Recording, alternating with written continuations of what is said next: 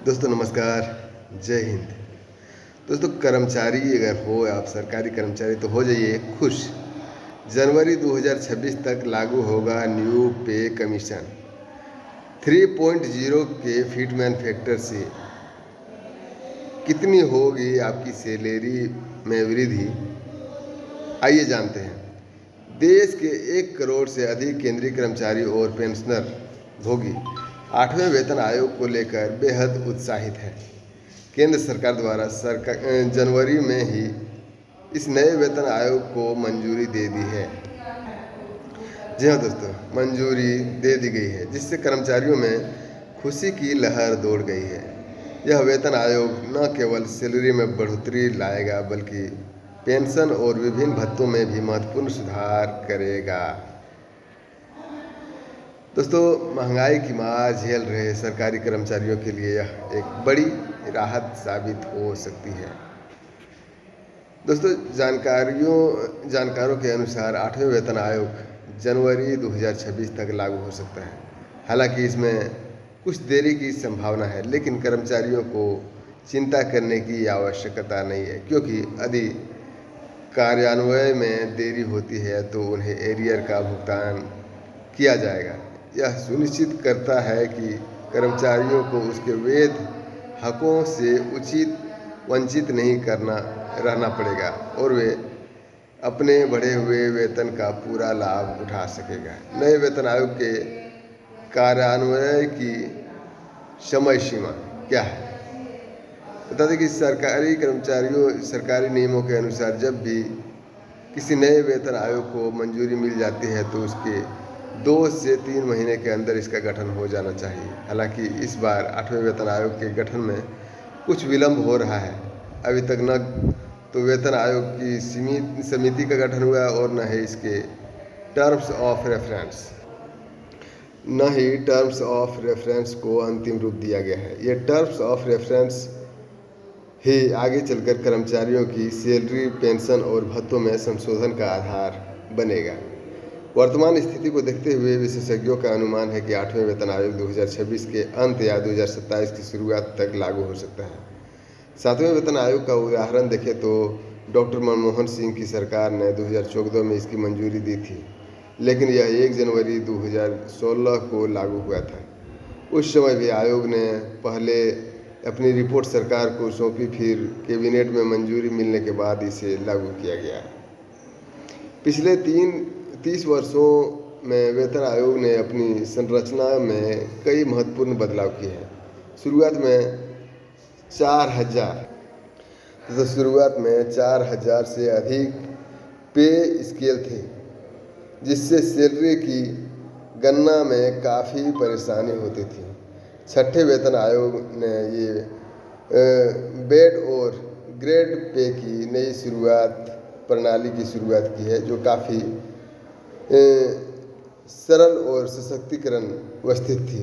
इसके बाद आपको 7वें वेतन आयोग के 24 स्तरों का एक पे मैट्रिक्स तैयार किया, जिसमें हर एक सेल एक अलग सैलरी को दर्शाता है।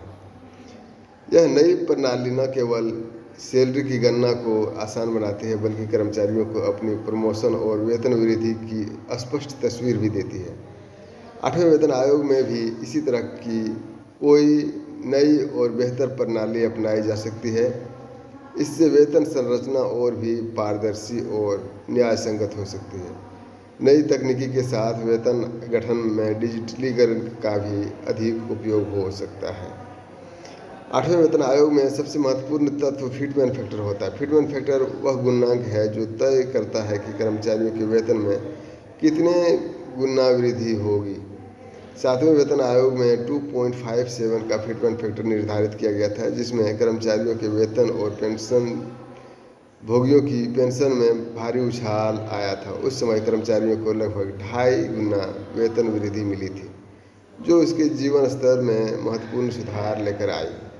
विशेषज्ञों का अनुभव है कि 8वें वेतन आयोग में फिटमैन फैक्टर 3.0 तक हो सकता है। यदि ऐसा होता है तो यह पिछले वेतन आयोग से काफ़ी बेहतर होगा। इस फिटमैन फैक्टर का निर्धारण कई कारकों पर आधारित है, जिसमें महंगाई दर, आर्थिक विकास, सरकारी वित्तीय स्थिति और कर्मचारियों की ज़रूरत शामिल है। वर्तमान आर्थिक परिस्थिति को देखते हुए एक उच्च फिटमेंट फैक्टर की उम्मीद की जा सकती है। यदि फिटमेंट फैक्टर 3.0 का फिटमेंट फैक्टर लागू होता है तो कर्मचारियों की सैलरी में 3 गुना वृद्धि हो सकती है। उदाहरण के लिए, यदि कोई कर्मचारी वर्तमान में 18,000 रुपये मासिक वेतन पाता है तो नए वेतन आयोग के बाद उसकी सैलरी 54,000 रुपये हो सकती है। यह वृद्धि महंगाई की मार झेल रहे कर्मचारियों के लिए एक बड़ी राहत होगी। इससे न केवल उसकी खरीदारी शक्ति बढ़ेगी बल्कि उसका जीवन स्तर में भी काफ़ी सुधार मिलेगा। यह वेतन वृद्धि सभी स्तर के कर्मचारियों को मिलेगी, चाहे वे सबसे निचले पद पर हो या उच्च अधिकारी हो। हालांकि वृद्धि का प्रतिशत सभी के लिए समान हो सकता है, लेकिन राशि के रूप में उच्च पदों पर काम करने वाले पदाधिकारियों को अधिक लाभ मिलेगा। इससे सरकारी कर्मचारी की आकर्षण बढ़ेगी और योग्य लोग सरकारी सेवा में आने के लिए प्रेरित होगी। 8वें वेतन आयोग का लाभ केवल सेवारत कर्मचारियों को ही नहीं बल्कि पेंशनर भोगियों को भी मिलेगा। वर्तमान में सरकारी पेंशन वेतन से जुड़ी हुई है, लेकिन वेतन में वृद्धि का सीधा प्रभाव पेंशन पर भी पड़ता है। रिटायर्ड कर्मचारियों को पेंशन भी नए फिटमेंट फैक्टर के अनुसार बढ़ाई जाएगी। यह उन बुजुर्गों के लिए विशेष रूप से फायदेमंद होगा जो महंगाई के कारण अपनी बुनियादी ज़रूरतों को पूरा करने में कठिनाई महसूस करते हैं। पेंशन वृद्धि से रिटायर्ड कर्मचारियों की वित्तीय सुरक्षा मिलेगा और वे अपने बुढ़ापे में आत्मनिर्भर रह सकेगा। स्वास्थ्य सेवाओं की बढ़ती लागत को देखते हुए यह पेंशन वृद्धि अत्यंत आवश्यक है। साथ ही विधवा पेंशन और पारिवारिक पेंशन में भी इसी अनुपात में वृद्धि होगी, जो उन परिवारों के लिए सहारा बनेगा जिन्होंने अपने कमाने वाली मुखिया को खो दिया है। आर्थिक प्रभाव और सरकारी तैयारी। 8वें वेतन आयोग के क्रिया में सरकारी खर्च में भारी वृद्धि होगी। केंद्र सरकार को इसके लिए अतिरिक्त बजट आवंटन करना होगा। हालांकि यह खर्च एक निवेश की तरह है, क्योंकि कर्मचारियों की बेहतर आर्थिक स्थिति से